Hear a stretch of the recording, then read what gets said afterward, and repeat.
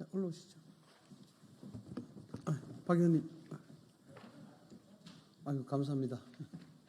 네, 이쪽에. 조금 더 오시죠. 아유, 바쁘신데 고맙습니다. 여기 왼쪽에 서 있을까요? 네, 됐습니다. 시작하겠습니다. 안녕하십니까. 국민의힘 당 미디어 특위위원장 이상희입니다.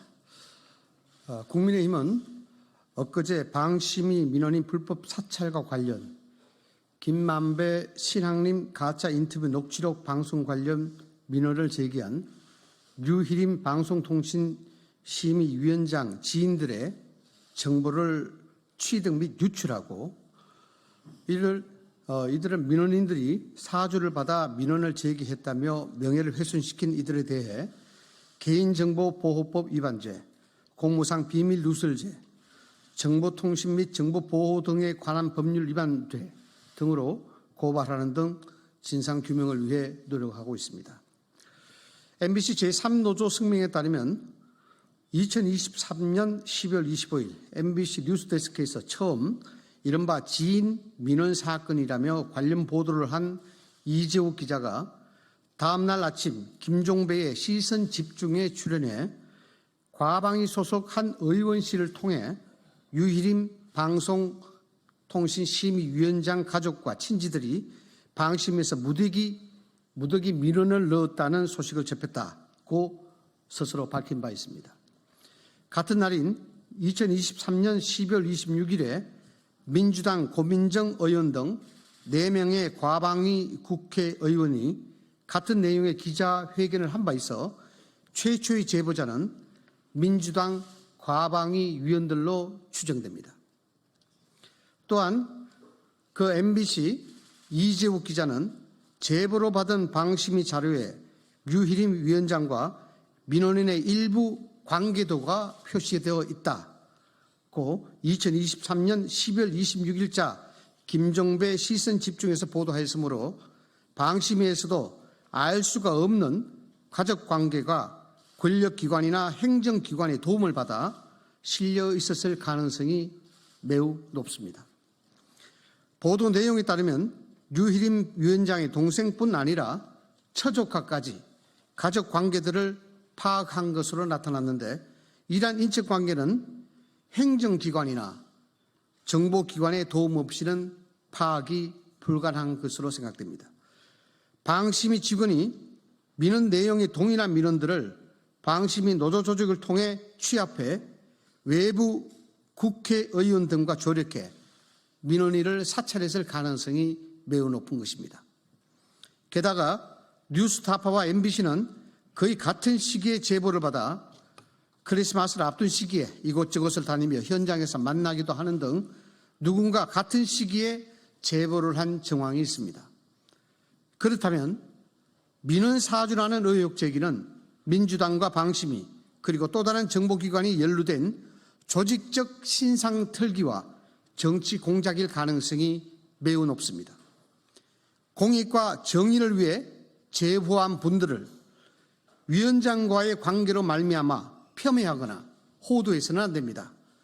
어떠한 경우와 관계가 있더라도 이분들 또한 대한민국 국민이며 정의를 밝히고자 하신 분들입니다. 그렇기에 이분들은 보호받을 권리가 있습니다. 이분들의 제보를 마치 정치적, 정파적 목적을 달성하거나 부당한 이익에 편승하기 위한 것처럼 보이게 만드는 것은 그 어떠한 경우라도 철저히 배격해야 합니다.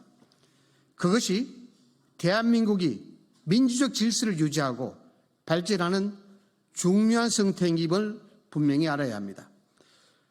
민원인 불법 사찰의 피해자들이 국민께 간곡히 전달하고자 하는 말씀이 있다고 해서 오늘은 피해자들을 대리하는 임응수 변호사님을 모셨습니다. 네.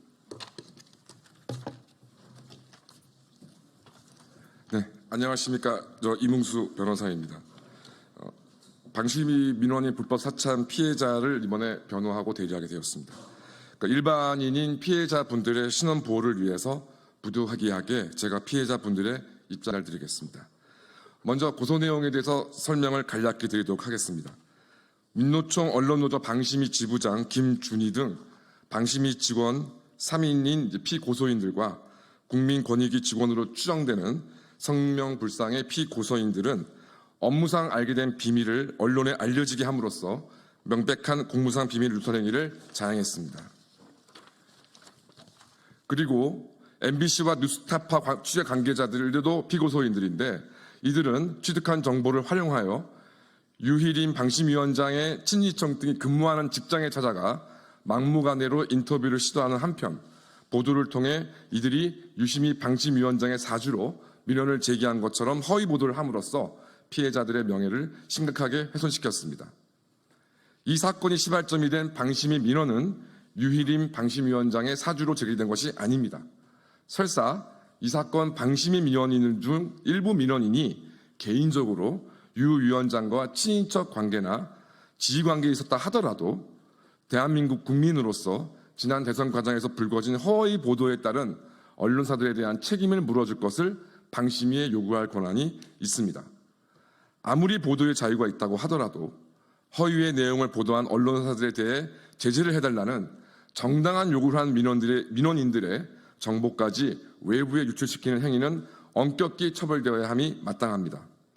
하지만 지금은 특정 세력 그리고 이들과 결탁한 특정 언론에 의해 피해자들이 되려 불법을 자행한 이들로 비춰지고 있습니다. 피해자들은 개인정보 유출과 허위 보도에 따른 명예훼손은 물론 근무하는 직장까지 찾아가 취재를 가장한 괴롭힘까지 당했습니다.